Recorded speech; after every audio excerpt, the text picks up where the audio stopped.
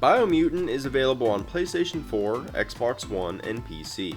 I reviewed the game on an Xbox Series X while playing on hard mode. A copy of Biomutant was provided for me by the publisher for the purpose of review.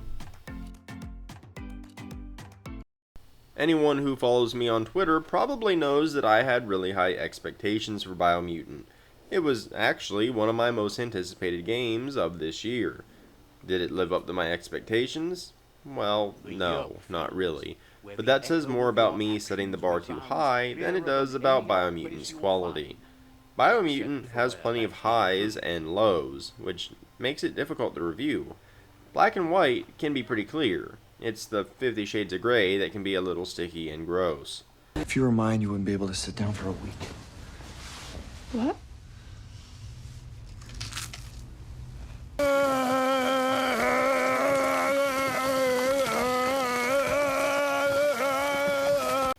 You play as a mutant fur thing out to stop the end of the world, or speed it up. Either way, you're going to need to take part in a tribe war and battle massive world eaters whose names alone inspire fear, such as Porky Puff and Hoof Puff. Run! It's Godzilla! It looks like Godzilla, but due to international copyright laws, it's not. You will accomplish this while exploring a massive world to piece together your own arsenal of impressive-looking weapons, psionic abilities, and biogenic superpowers. But that won't do you any good against the World Eaters because all of their fights take place in vehicles. Biomutant is a game of butts. Small ones, big ones, and of course, furry ones. Every good and bad aspect of the game is usually met with one type of butt or another, and that's how I'm going to frame this review. Given how the game treats its black and white morality system, it's almost thematic that many of its features also have two clear sides. This is a prime example of why the context of a review matters far more than the score.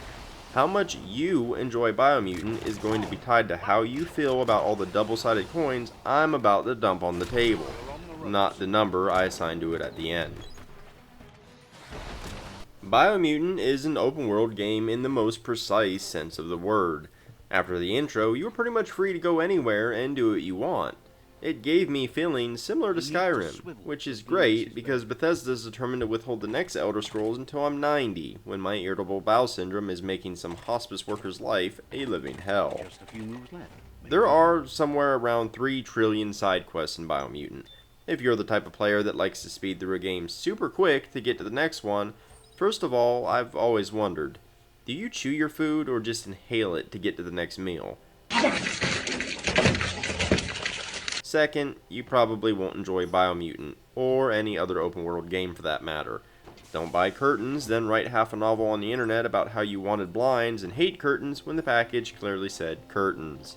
Get me the manager right now.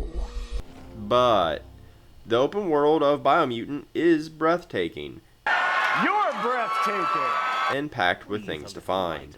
I was constantly distracted because every building, cave, totem, or corner held something for me to explore. Every quest took forever because my trek through the beautiful landscape was dotted with detours to various points of interest. Ooh, a piece of candy. Ooh, a piece of candy. Ooh, a piece of candy. Exploring is important since several bits of your character's progression are linked to it. Leveling up grants you Wung Fu points, but Bio and Psi points both require you to complete different types of activities. Psi points are linked to shrines and morality choices, while Bio points are obtained by slaying Morks and finding Bio containers, not to mention all the sweet loot and crafting components you can find while adventuring. The exploration is entertaining because in addition to sightseeing and combat encounters, you're rewarded with tangible benefits. Finding something like a treadmill with a small minigame to boost your agility just feels really nice. But the world is not emergent at all. I have a personal disdain for fast traveling in open world games. Yet, once you've explored a region, there was little reason not to use it. Nothing ever happens when you're traveling through an area that you've already cleared. Random attacks or encounters don't seem to exist. Since many quests require backtracking, that scenic run can start to feel like a commute to work, which makes fast travel look a lot more appealing. Traveling the world can be interesting thanks to the wide array of mounts and vehicles you can obtain, and even your powers can be used in cool ways, like summoning a mushroom to bounce you somewhere high, or using a fire dash to get around quickly. But the game has a weird logic about where you're allowed to use certain transports. You can only summon a mech in the dead zone, and only a certain biome allows the jet ski, even though several other large rivers and lakes exist. The game also features a ton of different puzzles, but they are so incredibly simple that my monkey brain usually got them on the first try. Just a few moves left. Several places of the world are affected by some kind of extreme environment. It can range from a lack of oxygen to extreme heat or radioactivity. To enter these places, you can either equip enough gear with high enough resistance to that environment, spend biopoints to increase your resistance to it, or track down a specific suit for it. I really enjoy the fact that the game presents you with an obstacle like that and just says solve it, while leaving the how to you. But as soon as you enter one of those zones, it pings you with the side quest to track down the specific suit for that zone. Doing that is going to be faster and easier than the other methods. If you waste points upgrading your resistance and then find a suit later, that was for nothing anyway. The main story is interesting, if confusing, and tries to send a message of morality, consequences, and how memories shape us. It's mostly surface level stuff, but intriguing all the same. A lot of context can be hard to follow given the gibberish and alternate names for things that the setting uses, and I'm assuming something at some point went over my head, because the good ending left me in my seat wondering what the actual hell just happened and why. Your character creation dictates your starting stats, appearance, gear, and a special perk tree, but you are free to equip and use any weapon in the game. Each weapon type has special skills you can unlock by leveling up and spending Wung Fu points. Performing 3 different special moves allows you to unleash Super Wung Fu with 4 special abilities, such as a slow-mo bullet time attack or a high-speed flurry of anime-style punches. The combat is actually fairly deep. You use a combination of melee weapons, guns, and special psionic or biogenic powers. You can also swap weapons on the fly and pull off all kinds of stylish combos to activate Super Wung Fu. This means you can pretty much forge your own playstyle between powers and weapon choices, and once you get the hang of it, it's fun and can look pretty cool to boot. But it's also kind of janky and looks terrible unless you're playing it well. Certain animations lock your character so you can't do anything else, while others will let you cancel out of them, interrupting the attack. Until you figure the system out, you're going to feel incredibly clumsy. And then, even at its best, there's a distinct lack of impact with melee weapons. The game really feels weird if you actually build a strong brutish character, since you're still going to bounce all over the place like an overcaffeinated Yoda. The various powers are super cool though. Biopoints can be spent on really weird stuff like vomiting acid, forming a bouncy bubble, or fisting an enemy with a rock-hard earthen knuckle. Biopoints are earned by finding specific containers and murking some morks, a mean insect-like creature. Psi points, on the other hand, can grant you magic-like powers, such as fireballs, lightning, and telekinesis. You obtain them by finding shrines and deciding what to do about captive prisoners. But Psi powers are hooked into the morality system, with different powers requiring you to be varying levels of light and dark. The morality system is incredibly silly. While the story paints both sides of the conflict as having merit to some degree, the individual choices are basically, do you murder this woodland creature you captured, or pet it? Do you help this prisoner you just set free, or punch them in the face?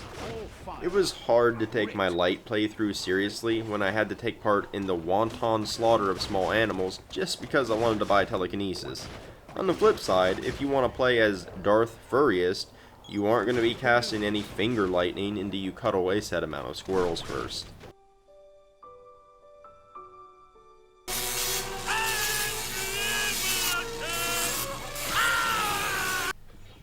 The crafting system is a serious highlight of Biomutant. It's rare to find actual weapons in the world. Instead, you find parts that you can piece together like Legos. This, of course, forms the weapon stats, and rarer bits even have elemental properties or passive abilities, but it also makes your weapons look super unique. But there is almost no way to tell what creatures are weak to what damage types, or if they are at all. It's unclear what the status ailments actually do outside of trial and error. You also unlock special weapons from the 6 tribes, either by allying with them or defeating them, such as a boomerang, staff, or bow. They all come with their individual movesets that you can also work into your playstyle, and that can be a lot of fun. But tribe weapons can't be upgraded, so your crafted stuff is going to almost always be stronger. Furthermore, the game is super imbalanced. Strength dictates your damage with melee weapons, while intelligence affects your powers. Guns aren't affected by any stats outside of critical chance. This means your guns are just always good, no matter what type of character you made, and they are broken as hell.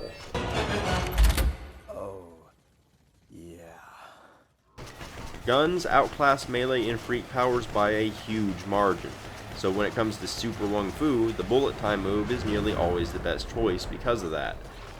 Biomutant does actually have difficulty settings, which is great, but the game is incredibly easy, even on hard, even if you don't abuse how much better guns perform over the other weapons. The boss fights with the World Eaters are super cool, massive set pieces where the fight changes as the World Eaters lose health. And not a lot of your powers or gear really matter since you fight them in vehicles. Biomutant is equal parts good and bad.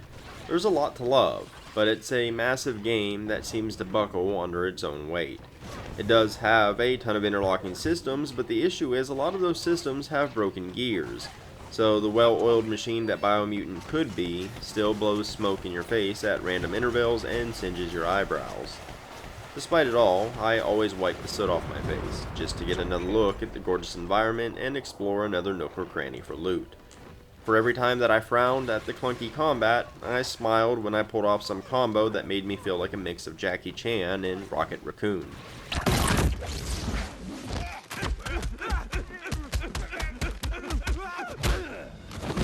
I may not have any desire to return to the game, but I enjoyed my time with Biomutant, and I think most fans of the genre will too, jank and all.